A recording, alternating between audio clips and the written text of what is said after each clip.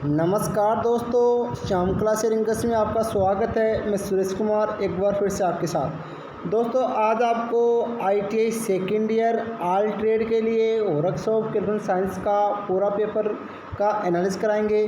तो दोस्तों अगर आप ITI CBT एग्ज़ाम देना चाहते हो तो परीक्षा देने से पहले इन सभी क्वेश्चनों को एक बार ज़रूर देख लेना, क्योंकि इन्हीं में से क्वेश्चन बार बार पूछे जा रहे हैं। साथ ही अगर आपको इसी प्रकार के पेपर चाहिए PDF फाइल तो भी डिस्कशन जाइए और वहाँ पर टेलीग्राम ग्रुप ज्वाइन करो, वहाँ पर सभी प्रकार के पेपर अवेलेबल है। साथ ही अगर चैनल को पहली बार देख रहे हो तो सब्सक्राइब जरूर करना तथा बेल आइकन को प्रेस करना, जिससे आपको अगली क्लास का नोटिफिकेशन मिल सके, क्योंकि इस चैनल के माध्यम से ITI के सभी प्रकार के पेपरों का एनालिसिस कराया जाता है तब PDF फाइल अवेलेबल कराई जाती है। तो स्टार्ट करते हैं, ज़्यादा वक्त खराब न करें। और आपका जो ये पेपर है ये 2013 का जुलाई का पेपर है, workshop calculation science second year का। तो स्टार्ट करते हैं। और जो आपका पहला क्वेश्चन है तो इसमें पहला क्वेश्चन आ रहा है आपका, कैपेसिटेंस फेरेड में कितने फ्रीक्वेंसी 5 है, जेड में है, तो कैपेसिटर रिएक्टेंस अक्सी की गणना ओम में कीजिए। तो यहाँ पर इसकी गणना करनी है। तो दोस्तों कुल मिला के आपको यही पूछ रहा है कि कैपेसिटी रिएक्टेंस का सूत्र क्या होता है। तो आपको लिखना है, इसका करेक्ट आंसर आएगा, यानी एक्स सी बराबर होता है 1/2πfc। तो इसका करेक्ट आंसर क्या आएगा, 1/2πfc। ठीक है दोस्तों। अगला क्वेश्चन है दोस्तों, अल्टरनेटिव करंट AC का लोहे चुंबकीय प्रभाव किस में प्रयुक्त होता है। तो बताओ दोस्तों इनमें से किस में प्रयुक्त होता है। तो दोस्तों चुंबकीय प्रभाव हमेशा ट्रांसफॉर्मर में प्रयुक्त होता है। तो करेक्ट आंसर डी।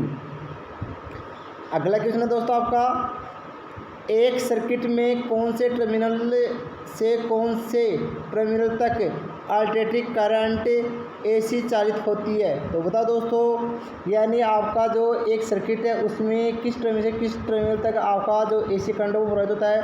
तो सभी को मालूम है, यानी AC में फेज और न्यूट्रल की तरफ सर्किट चलता है, यानी कुल मिला के फेज से न्यूट्रल की तरफ सर्किट। तो करेक्ट आंसर क्या आएगा, यानी AC में फेज से न्यूट्रल की तरफ सर्किट चलता है। तो करेक्ट आंसर ये आएगा। अगला क्वेश्चन है, अनुचित फ्यूज के चुनाव से आवश्यकता से अधिक रेटेड होता है। तो इलेक्ट्रिकल सर्किट में वास्तविक रेटिंग है। तो इसका उत्तर सेक्शन में दीजिए। तो दोस्तों कुल मिला के यही कह रहा है, यानी अनुचित फ्यूज का चुनाव करते हैं और रेटिंग अधिक है तो सर्किट में क्या होगा, तो परिपथ जल जाएगा, यानी अगर आवश्यकता से अधिक करंट आएगा तो क्या हो जाएगा, परिपथ जल जाएगा। अगला क्वेश्चन है दोस्तों, हॉट प्लेट में प्रयुक्त उस स्विच का नाम बताइए जिसका संपर्क रोटेटिंग होता है। तो बताओ दोस्तों कौन सा स्विच है वो। तो दोस्तों वो आपका रोटरी स्विच है। कौन सा स्विच है, रोटरी स्विच। तो इसका करेक्ट आंसर क्या आएगा, रोटरी स्विच।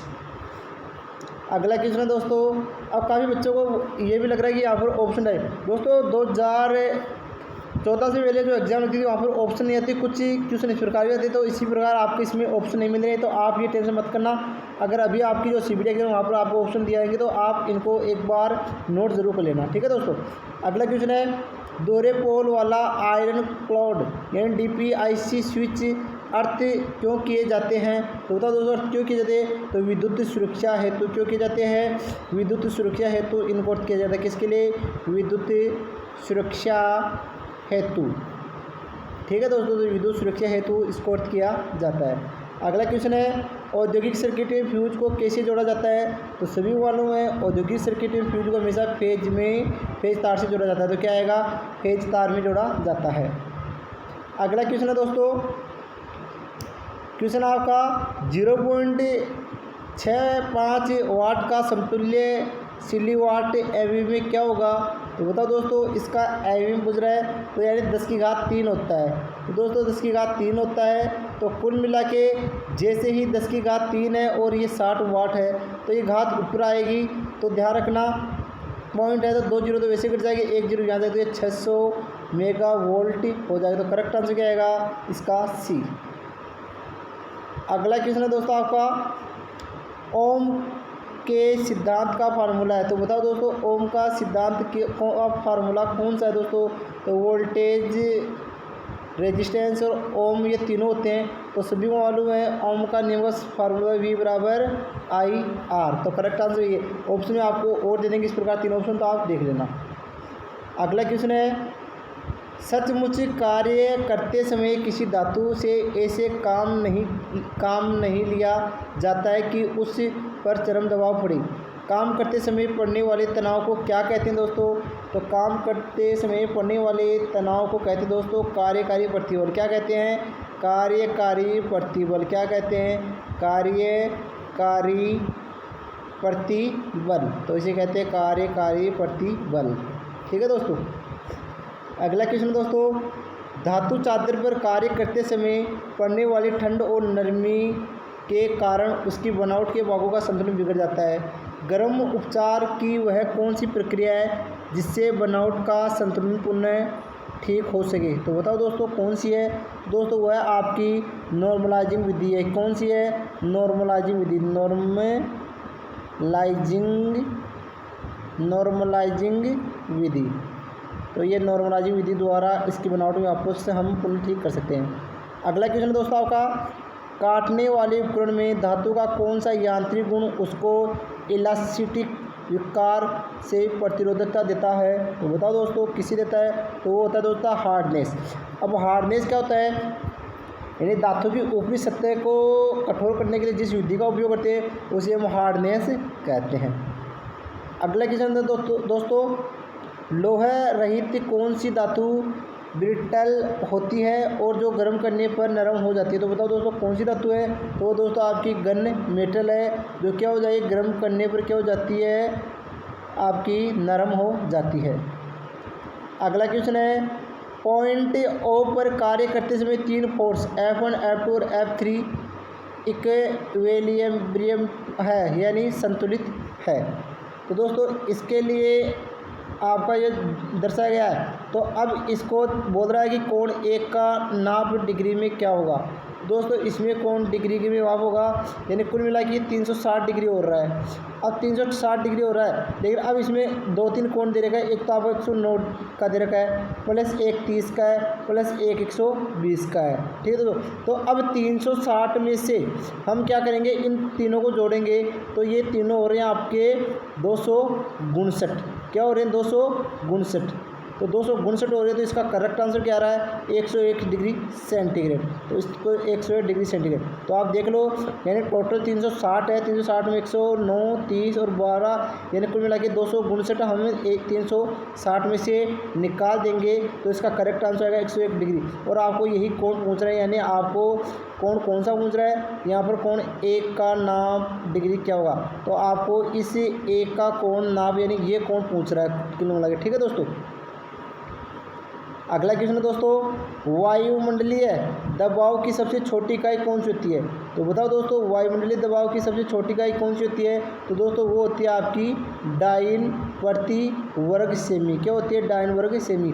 और अगर आपको पूछे कि सबसे बड़ी इकाई कौन सी होती है? तो दोस्तों वो होती है आपकी पास्कल। तो सबसे बड़ी इकाई पास्कल होती है, सबसे छोटी इकाई डाइन होती है।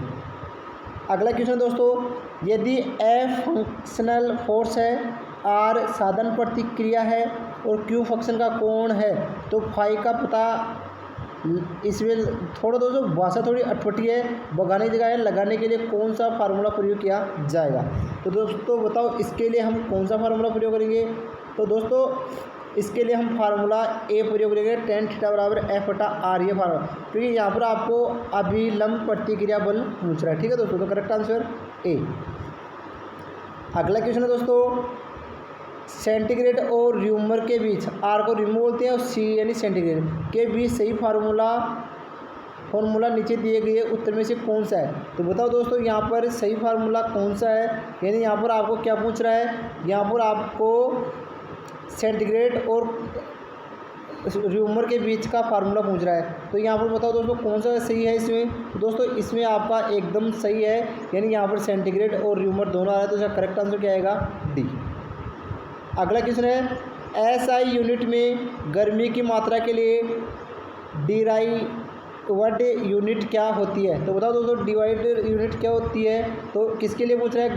गर्मी यानी उष्मा के लिए। तो वो दोस्तों आएगा आपका जूल प्रति किग्राम केल्विन। ठीक है दोस्तों, इसके अलावा यह आपका कैलोरी भी हो सकता है, यानी उसमें क्या होती है, कैलोरी भी होती है। या आपको ऑप्शन में अगर जूल प्रति किग्राम केल्विन मिले तो ये हो जाएगा, या आपका कैलोरी तो आएगा। अगला क्वेश्चन है, परिभाषी शब्द हीट की परिभाषा क्या है। दोस्तों यहाँ पर आपको ऑप्शन दे देगा अलग अलग। तो हीट की परिभाषा होती है, हीट एक प्रकार की ऊर्जा है जो हमें सर्दी व गर्मी का एहसास कराती है। क्या करती है, एक उसमें जो हमें सर्दी व गर्मी का एहसास कराती है। अगला क्वेश्चन है दोस्तों आपका, नरम फौलाद की रेक्टांगुलर चादर की परिधि U है और चौड़ाई दी गई है। नीचे दिए गए फार्मूलों में कौन सा रेक्टेंगल की लंबाई L की गणना प्रयुक्त की है। तो दोस्तों यहाँ पर ये पूछ रहा है। तो दोस्तों आपको कुल मिला के यहाँ पर क्या पूछ रहा है क्वेश्चन में, क्या आपका ये होता है, क्या होता है, रेक्टांगुलर यानी परिमाप होता है। अब आप सभी को मालूम है कि इस प्रकार आयत होता है, आयत का परिमाप पूछ रहा है। तो परिमाप में क्या होता है, यहाँ पर परिमाप U है, चौड़ाई B है और L यानी लंबाई याद रखते हैं। तो आयत का परिमाप होता है दोस्तों 2 कोष्ठ लंबाई प्लस चौड़ाई, सभी को मालूम होगा ये। ठीक है दोस्तों, तो लंबाई प्लस चौड़ाई ज्ञात करनी है यहाँ पर। तो दोस्तों यहाँ पर हम ज्ञात करेंगे, तो दोस्तों लंबाई यानी L-4/2। तो कुल मिला के दोस्तों L बराबर ये दोस्तों क्या है, U है दोस्तों, तो फिर ये क्या है नीचे 2। तो यहाँ पर 2 तो कोष्ठ में है, तो दोस्तों ये 2 कोष्ठ है तो ये तो नीचे आ जाएंगे। अब लंबाई क्या दे रखी है, लंबाई U है और इसकी चौड़ाई क्या है, इसकी चौड़ाई क्या है B। तो दोस्तों इसका करेक्ट आंसर है आपका, जो इसका करेक्ट आंसर आने वाला है ये इसका करेक्ट आंसर है D, यानी कुल मिला के D इसका करेक्ट आंसर आएगा। अगला क्वेश्चन है दोस्तों, 8x² माने 6x + 1 = 0 कौन से बीजगणितीय को भूले से वह समीकरण हल किया जाता है। यानी कुल मिला के आपको इसका समीकरण पूछ रहा है, किसका समीकरण पूछ रहा है, यानी ये कौन सा समीकरण है। तो दोस्तों ये आपका समीकरण है, ये द्विघात समीकरण से है। किससे है, द्विघात समीकरण से है, द्विघात समीकरण से है। ठीक है दोस्तों, तो ये द्विघात समीकरण से है। अगला क्वेश्चन है दोस्तों, इस सर्किट में प्रभावी रेजिस्टेंस RT की गणना करो ओम में। तो दोस्तों यहाँ पर आपको RT की यानी कुल रेजिस्टेंस की गणना करनी है। तो दोस्तों यहाँ पर RT की गणना करेंगे, तो हम RT की गणना करते हैं। तो दोस्तों यहाँ पर RT बराबर, अब आपको मालूम है ये एक तो श्रेणी क्रम में है, तो दोस्तों ये श्रेणी क्रम में है, तो RT बराबर हो गया R1 प्लस कोष्टक लगा दो इसका, यानी R2 × R3/R2 + R3, क्योंकि हम 3 इस प्रकार ज्ञात कर सकते हैं। तो आपको मालूम है R1 सीरीज में इसका एक प्रतिरोध है, प्लस कोष्टक कर लो 1 × 1/1 + 1, कोष्टक बंद कर दो। तो दोस्तों हम इसको हल करते हैं। तो दोस्तों 1 रे कितने हो गया 2, क्योंकि 1 को 1 से मल्टीप्लाई करें तो ये क्या आएगा, तो ये हो गया 2 और नीचे भी क्या है 2, तो 2 एकम 2। तो कुल मिला के दोस्तों यहाँ पर आपका जो ज्ञात हो रहा है यानी कुल रेजिस्टेंस इसका, तो ये कितना आ रहा है 2 ओम। तो इसका करेक्ट आंसर क्या हो जाएगा, तो यहाँ पर RT का मान हो जाएगा 2 ओम। अगला क्वेश्चन है दोस्तों, 2 ओम रेजिस्टेंस में करंट की गणना कीजिए यदि कुल करंट 1.4 एम्पीयर है। यानी कुल करंट 1.4 एम्पीयर है, लेकिन यहाँ पर R2 यानी कुल मिला के आपका दोस्तों इस R2 में कितनी करंट प्रभावित हो रहा है, अगला ये पूछना चाहता है। तो यहाँ पर इसको हल करते हैं दोस्तों। तो पहले तो क्या करेंगे, यहाँ पर इसका रेजिस्टेंस है, यानी आपका R1 और R2 ये हो गया, R3 और R4 ये हो गया। ठीक है दोस्तों, तो R1 R2 इन दोनों को जोड़ेंगे तो कितने हो गए 12, और नीचे वाले इन दोनों को जोड़ेंगे तो कितने हो गए दोस्तों, इन दोनों को जोड़ रहे हैं तो ये हो गया आपके 25 और ये 30। ठीक है दोस्तों, तब ये दोनों एक दूसरे के समांतर क्रम में है, तो एक दूसरे के समांतर क्रम में है, तो दोस्तों एक दूसरे के समांतर क्रम में तो इनको ज्ञात करते हैं। तो कुल मिला के ज्ञात करने पर हम देखते हैं, 1 मिनट इसको ब्रेक करके देखते हैं, यानी हमें 2 ओम प्रतिरोध में धारा गणना करनी है। तो 2 ओम का प्रतिरोध यहाँ पर आ गया बटा R1 + R2, ये भी ज्ञात करना है। ठीक है, तो दोस्तों इनटू I धारा की गणना करनी है, तो दोस्तों यहाँ पर टोटल रेजिस्टेंस नीचे वाले का कितना है, R2 का नीचे 30 ओम था, सही है। अब नीचे दोनों का जोड़ेंगे, यानी R1 R2 का तो कितना है 12 ओम, और R3 R4 का कितना रहा है 30, ठीक है दोस्तों। तो अब बताओ दोस्तों, यहाँ पर आपका जो 30 है, R2 30 हो गया, और नीचे R1 R2 ये कितना हो गया 42, ठीक है दोस्तों, इनटू टोटल धारा कितनी है 1.4। तो दोस्तों अब इनको आपस में काटेंगे, तो दोस्तों देखना इस पॉइंट को हटाएंगे तो नीचे 10 आ जाएगा, तो यहाँ पर 14 14 14 30 42, और 3 आ गए, 3 आएगा 30, और दोस्तों ये क्या यहाँ पर क्या है 10, तो 10 को 10 से काटेंगे तो क्या आ जाएगा 1 एम्पियर। तो कुल मिला के दोस्तों इसमें धारा कितनी प्रवाहित होगी, आपका जो 2 ओम का रेजिस्टेंस यहाँ पर 1 एम्पियर की धारा प्रवाहित होगी। तो मेरे हिसाब से समझ में आ गया होगा दोस्तों ये क्वेश्चन भी। अगले क्वेश्चन की ओर चलते हैं। अगला क्वेश्चन है कविवालेंट रेजिस्टेंस R की गणना ओम में करो। यहाँ पर R1 R2 R3 R4 4 ओम है, यानी कुल मिला के टोटल रेजिस्टेंस यहाँ पर कितना है 4 ओम है, तीनों में 1 ओम का प्रतिरोध है, ठीक है दोस्तों, यानी कुल मिला के 4 ओम के 4 प्रतिरोध है। तो कुल मिला के दोस्तों यहाँ पर हल करते हैं, तो यहाँ पर देखते हैं हम दोस्तों, 1 मिनट दोस्तों, हाँ यहाँ पर हल करते हैं। तो हल करने पर हम देखते हैं कि RT बराबर R1 प्लस R2 R3। तो दोस्तों यहाँ पर R1 R2 इस प्रकार हल करते हैं। तो अब आपको मालूम है दोस्तों कि यहाँ पर एक तो आएगा श्रेणी क्रम में 3 आएंगे, एक आएगा समांतर क्रम में 3 आएंगे। दोस्तों इन तीनों को हम श्रेणी क्रम में कर देते हैं, ऊपर वाले को समांतर क्रम में कर देते हैं। तो दोस्तों एक बार RT बराबर क्या हो जाएगा R2 plus R3 plus R4, ठीक है। तो 4 प्लस 4 प्लस 4 कितने हो गई 12 ही हो गई। तो दोस्तों अब मैं यहाँ पर हल करता हूँ, तो 1/RT बराबर क्या हो रहा है 1/R1, और एक वो लास्ट में बच गया उनको टोटल R2 मान लेते हैं, ठीक है। तो यहाँ पर 1/12, और जो एक अलग से बच रहा है 4 वो 4 ही आ गया। अब इनका जो लघुत्तम लेंगे, तो दोस्तों लघुत्तम लेने पर क्या होगा RT बराबर क्या आता है कि RT लघुत्तम लेंगे तो क्या आ रहा है 4 आ रहा है, तो 4 आ गया। अब 4 आ गया, लेकिन 4 आने पर दे 4 3 12, और इसमें देखते हैं तो क्या आता है 4 एकम 4। तो दोस्तों कुल मिला के देखो यहाँ पर RT, हाँ 1 मिनट दोस्तों मैं हल करता हूँ। देखो 1/RT बराबर 1/12 प्लस 1/4। तो अब इसको हल करते हैं। तो दोस्तों देखो लघुत्तम 12 आ रहा है, 12 एकम 12 और 4 3 12, ठीक है दोस्तों। तो यहाँ पर 4/12 आ रहा है, तो 4 का 12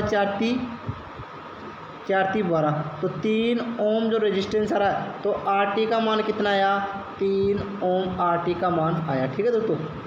अगला क्वेश्चन है दोस्तों आपका, अगला क्वेश्चन है 20 kg मास वाले एक ढांचे को उठाने के लिए एक फोर्स 4 मीटर प्रति सेकंड के एक्सीलरेशन के साथ काम कर रहा है। गणना कीजिए कि यह ढांचा 5 सेकंड मीटर की दूरी में कितनी दूरी तय करेगा। तो बताओ दोस्तों किस प्रकार करेगा। दोस्तों अब इसको हल करते हैं हम। तो हल करेंगे दोस्तों, तो यहाँ पर द्रव्यमान कितना है, यानी मास कितना है 20, और जो इसका है जो क्या है 4 मीटर प्रति सेकंड है। तो दोस्तों यहाँ पर आपको F बराबर क्या होता है दोस्तों, फोर्स बराबर ma। तो अब दोस्तों m का मान कितना है 20, और आपका a का मान कितना है 4, तो 2080 न्यूटन हो गए दोस्तों। तो अब यहाँ पर आपको ज्ञात करना है। तो दोस्तों यहाँ पर S बराबर होता है 4U 1/2 AT का स्क्वायर। तो यहाँ पर मान रखो 5 के 6 × 5 प्लस 1/2 × 4 × 25 आ गए दोस्तों। इनको हल करेंगे तो आपका इसका करेक्ट आंसर होगा 50 मीटर, ठीक है दोस्तों। अगला क्वेश्चन दोस्तों 26 नंबर क्वेश्चन बताइए। 26 नंबर क्वेश्चन है, बताइए कि केल्विन के और फ़ारेनहाइट F दोनों स्केलों में से रीडिंग किस तापमान पर समान होती है। तो बताओ दोस्तों किस तापमान पर रीडिंग समान होगी। तो दोस्तों इन दोनों की रीडिंग है वो आपकी 574.25 डिग्री सेंटीग्रेड पर समान होगी। अब दोस्तों समान कैसे होगी, क्योंकि आपको मालूम है यहाँ पर आपको क्या पूछ रहा है फ़ारेनहाइट व केल्विन। तो दोस्तों इसका जो सूत्र है यानी x - 32, ये तो किसके आ गया आपका फ़ारेनहाइट का, और केल्विन का है तो केल्विन बराबर होता है x माइनस 273/5। ठीक है, तो यहाँ पर मान रखते हैं। तो यहाँ पर आपको दे रखा है दोनों का कि यहाँ पर 5 कोष्टक x माइनस 32 और 9 ये इसका वो ले रहे हैं, क्या ले रहे हैं, लघुत्तम, और ये हो गया x माइनस 273। तो दोस्तों इनको आपस में हल करेंगे तो यहाँ पर 5 ये आ जाएगा, ये इससे मल्टीप्लाई करेंगे तो 32, तो 5x माइनस 160 बराबर 9x बराबर 2457। ठीक है, तो अब नीचे हल करते हैं। तो ये 5x था माइनस 9x बराबर आपका 2457 प्लस 160 ये हो गया। तो दोस्तों 9x में से 5x गए तो कितना बचेगा, 4x बराबर ये माइनस के 2297 ये बच गई। तो अब इनको हल कर रहे हैं, तो हल करने पर क्या करेंगे, x बराबर हम इसमें 4 का भाग देंगे, और जैसे 4 का भाग देंगे तो ये निकल के आएगा 574 डिग्री 574.25 डिग्री यह निकल गया। तो इस तापमान पर इन दोनों का तापमान समान रहेगा। लास्ट क्वेश्चन है दोस्तों, एक स्क्रू जैक जिसके स्क्रू की पिच 6 mm की है और 200 mm लंबाई वाले टॉमी बार पर 20 न्यूटन का एफर्ट दिया जाता है, 2200 × 1 का भार उठाता है, एफिशिएंसी क्या होगी। तो इसकी एफिशिएंसी दक्षता ज्ञात करनी है।